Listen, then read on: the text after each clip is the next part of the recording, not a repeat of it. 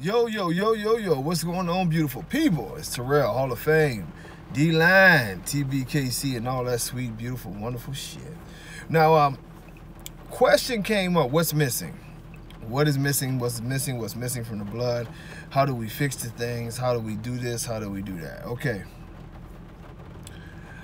It's a bigger picture. You know, I could tell you, you know, all of the things about that y'all always hear me talk about of picking a very, very good conformation dog over a big name, or you know, the different things to study and the different characteristics and the traits that we should look for, and that would be the easy part. Now, what I'm going to tell you is that, you know, in the big picture, when we were putting this thing together, there were many factors. Not so many factors, but many factors. And one of the best ways that we made some of the best dogs back then was having multiple strands of blood. Throughout the process and throughout the years, a lot of those strands of blood have disappeared, you know. Even within the Edge family for a while, you know, you had the Glory Boy Koala stuff that you could use some of that, you know. You had Short Shot over there, you know. Of course, you had Cairo blood. You know, it was just always something. You know, you could use a dog like Manu back then, and you know, Manu made thing which y'all saw. You know, putting you know what I'm saying, Neela to thing. You know, made Kamali. Y'all forgive me if I mess up anything. A little bit tired. But you know, it allowed you the ability to breed. It allowed you the ability to have parts to move in and out, to concentrate and to focus on one certain type of look, one certain type of goal. Well, once it became anarchy inside the American Bully community, it more became a race for marketing, a race for sales, those things. And what you had is a bunch of people trying to do the same thing. And in that process, you know, it doesn't take long. You know, a 5 or 6 year span, and you can see a whole entire blood get wiped out for the most part. And that's what you started to see. Like nowadays, Manu, you go back, say 15 years, Manu was heavy into a lot of the dogs. You wanted some Manu type blood. You know, you wanted some Nemesis type blood. You wanted these dogs because these dogs were big, beautiful, beautiful conformation. They had all the American Bully attributes. Now they're pretty much gone. You know, Pratts have some dogs that have it in them, but for the most part, that blood is, you know, a lot of people just don't have it anymore. You know, and even if you think about like the dogs like Remy, you know, now people still have Remy in there. You know, he made a lot of dogs, but now we're starting to see where even Remy is a harder blood to get a hold of. You know, and that's a more recent blood.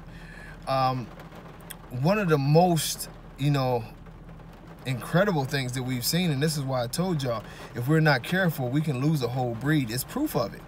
You know, people think I'm being dramatic when I say we could lose the entire breed and this shit could be over very well, and it'll just be these little weird dogs running around with terrible conformation and dying in 2 days. But think about this. You go back, once again, we'll go back 15 years, we'll go back 2005, 2006. Gotti Line was strong.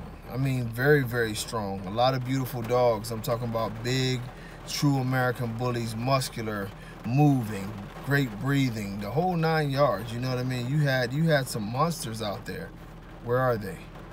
One of the hardest things you can do today is to find original Gotti Line type of dogs, original Gotti Line type of blood.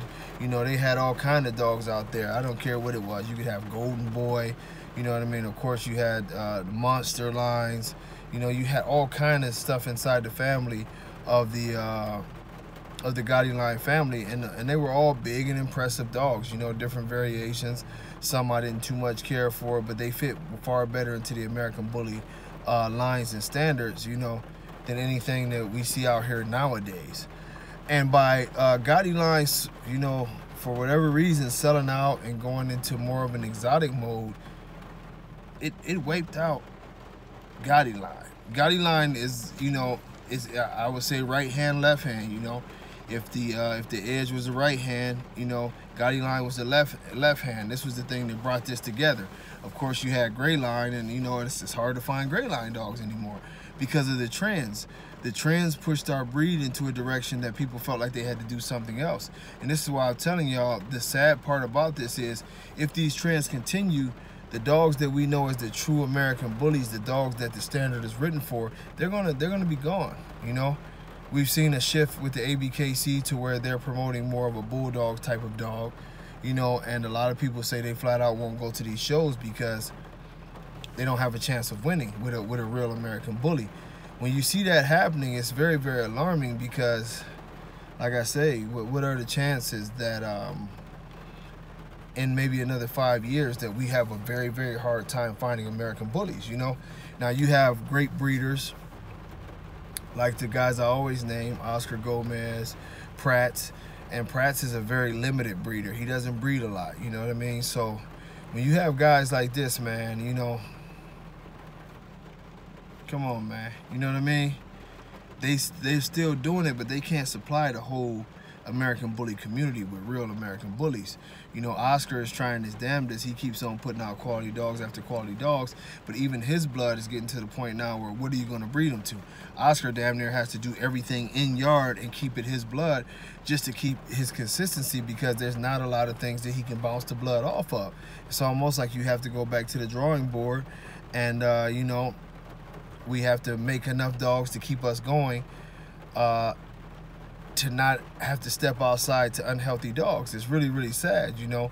I mean, it was a time where, you know, like I say, Nemesis blood was out there, another big, beautiful dog, you know.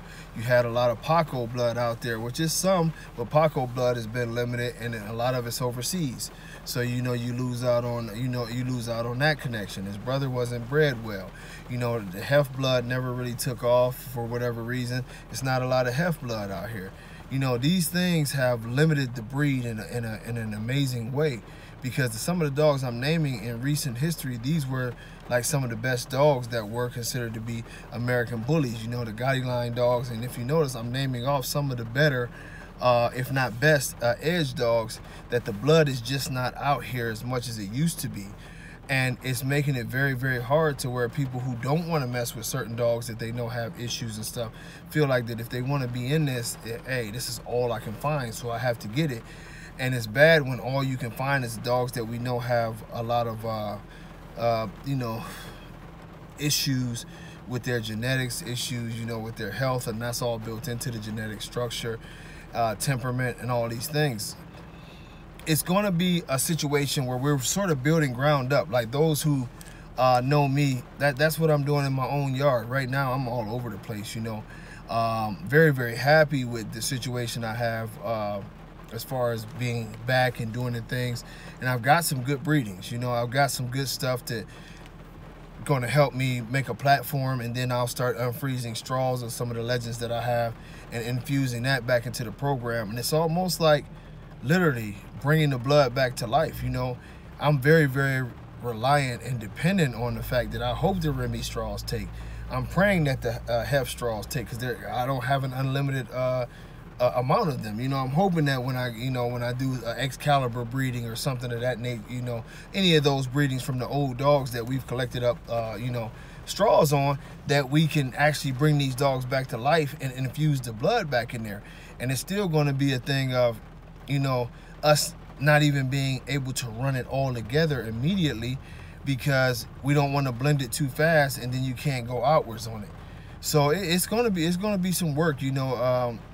In recent years, I've almost had to change my concept to have two different yards. I have a yard that's strictly my program, and now I have a yard that's strictly like rebuild the American bully and bring back some of the old school bloods, and, you know, and have different variations that for those who are serious, I can help them out with the different variations, and still keep my program going in its own, and, you know, pull a little bit from there as my outsource to keep, you know, to keep health and great conformation and all those things.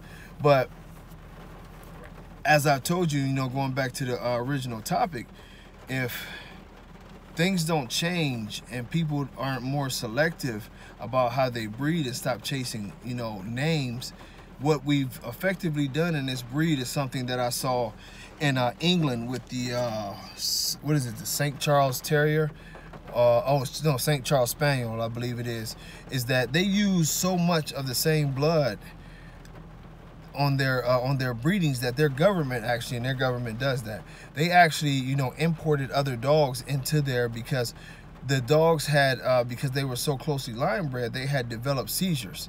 They had developed epilepsy, and it was a large percentage of the dogs were having these seizures to the point that they had to be put down. And of course, you know, their genetic peoples, their veterinarians, their experienced breeders all pointed to the fact that these dogs all had this one dog that ran so heavy through their blood that the people thought that they were doing something good, like, okay, yeah, we have him, he was a great dog. And, you know, and we see it here all the time where people talk, I got 10 times, 15 times this dog. Well, that screws up genetics, and eventually it doesn't happen right away, but what you'll notice is by generation, it's festering to be a bad situation to where we'll run into something like that, to where all of the dogs are having seizures, or all of the dogs start dropping dead from this, or start having high rates of cancer, or different things like that, because we're screwing up the genetics. You're not line breeding, you're inbreeding, and by generation after generation, you're heavier inbreeding because you're still running the same bloods to each other over and over and over again without any kind of outsources.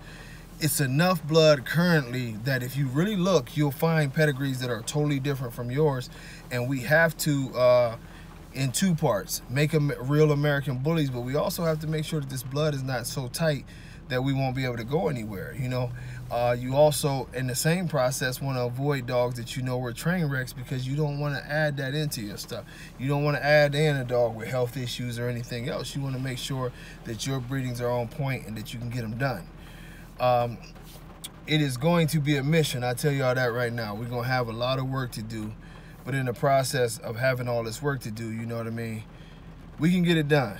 But we have to do a lot of work, and we have to make sure that all of the things that we are doing is going to be on point, you know what I mean?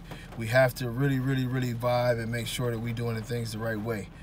I hope that as a community that we can start pulling together and being more scientific about what we do. Do more health testing, you know, do more common sense breeding, and that way we'll make it to a point that we can save these breeds. Some of the lives and the radio show and all that stuff, we'll discuss more. I'll give out more information on those things, more concepts.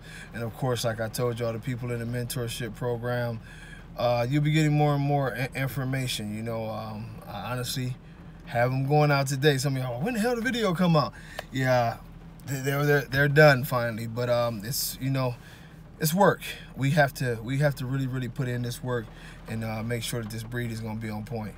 But hey, man, I love y'all. You know, Happy New Year's. God bless all y'all. Remember, family first, man. Let's try to love something. This world is so damn crazy right now. Much love, y'all. God bless.